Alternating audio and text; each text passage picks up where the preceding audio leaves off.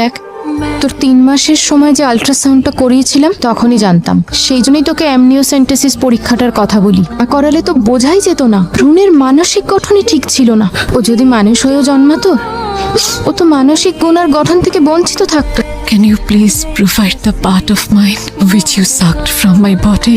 আমার মনে হয় সেই অধিকার আমার আছে। ও তো আমারই বল। এরকম করিস না অর্পিতা। আমি কি তোর কাছে যাব? আরে এই অবস্থাটা শুধু আমার, তুই কেন এর ভার নিবি বল? যখন ভার নিতে চেয়েছিলিস তখন তোকে রিফিউজ করেছিলাম, অবজ্ঞা করেছিলাম, প্রাণহীন মানুষকে আঁকড়ে ধরে বাঁচতে চেয়েছিলাম। প্লিজ এগুলো না শুনেও আমি তোর কান্নার ভাগ নিতে পারি। সৌরভ, আমি এখন যেখানে দাঁড়িয়ে সেখানে এত সহজে ভার নেওয়া যায় না রে। ইচ্ছে থাকলে সব কিছু নেওয়া যায়। তুই একবার হাতটা ধরে দেখ।